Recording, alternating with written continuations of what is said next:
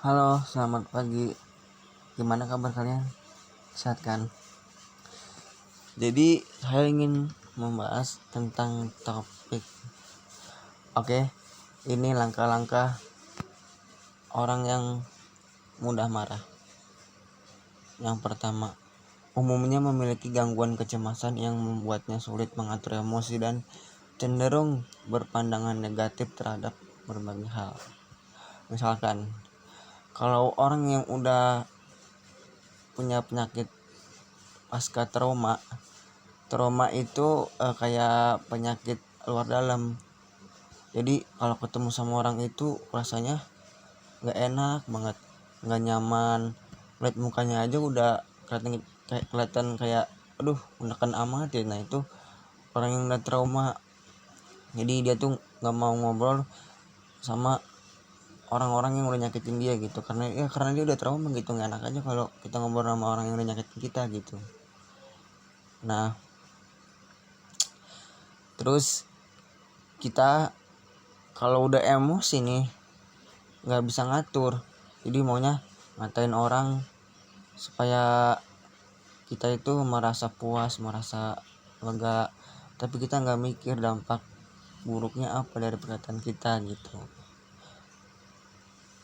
Terus kita ngelihat orang nih, misalkan nih itu orang kayaknya benci sama gua dah, padahal orang itu nggak benci sama lu. Itu yang ngeliat orang tuh selalu negatif. Kita ngeliat orang harus positif aja.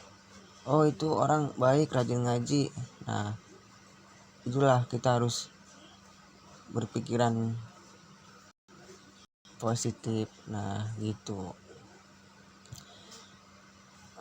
Mempunyai hati sangat sensitif sehingga kata-kata dari orang lain sangat mudah masuk ke dalam hati dan membuatnya tersinggung.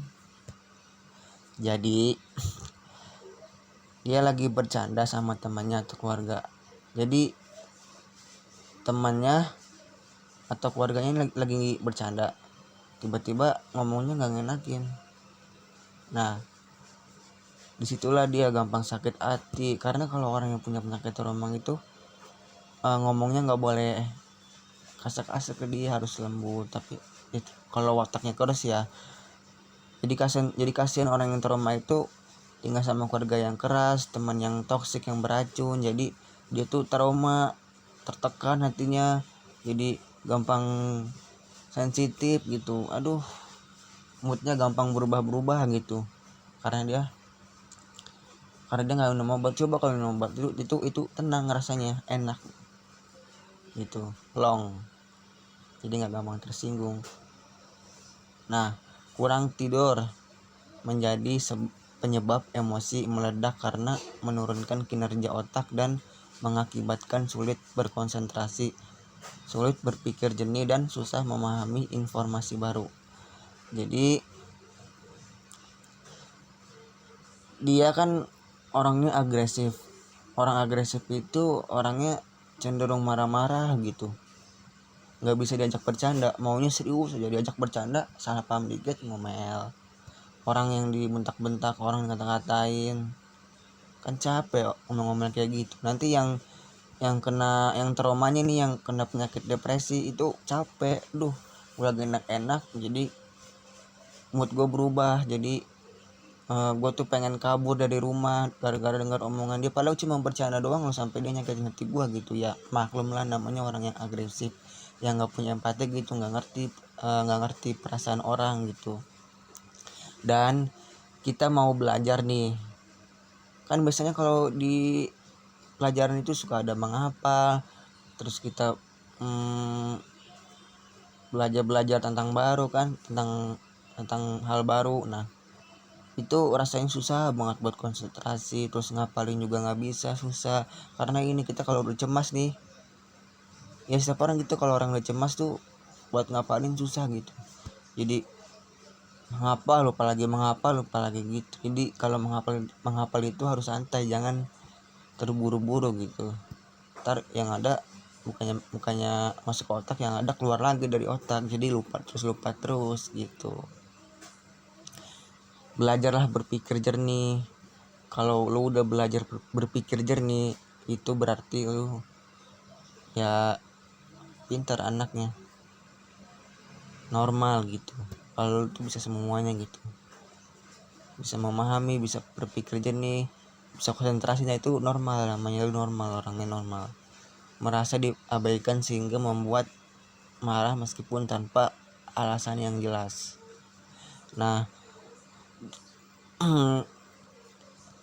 dia di keluarga nih, tinggal di situ. Nah orang tuanya itu baperan amat, dikit-dikit pas diemin ngomel-ngomel, terus kayak merasa dia itu nggak diperhatikan, padahal anaknya itu kasihan sama orang tua, tapi orang tuanya yang nggak punya empati gitu. Aduh, kayak dia merasa sendiri, dia merasa nggak dihargai, padahal orang lain tuh menghargai, karena itu dari pikirannya yang negatif, pikiran negatif lah yang udah menguasai dia gitu. Nah jadi kita harus belajar berpikiran positif. Ya yang ngomong sih gampang, ya gue juga ngejalanin susah, sampai gue depresi, sampai gue traumatis. Tapi kalau gue pengen belajar, gue bakalan bisa ngilangin trauma, depresi gue hilang. Terus kalau gue dapat kerjaan, gue mikirkan warga, bukan mikirkan masalah gitu. Ini karena gue tuh nggak dapat kerjaan, gue kan masih sekolah, masih orang tua yang biayain kan. Nah kalau gue ada kerjaan udah enak, gue nggak emosi mulu. Oke, kalau ada kata-kata gue yang kurang enakin atau mungkin lu tersinggung sama omongan gue, dengar omongan gue, ya udah gue minta maaf ya. Oke, sekian dari gue, terima kasih.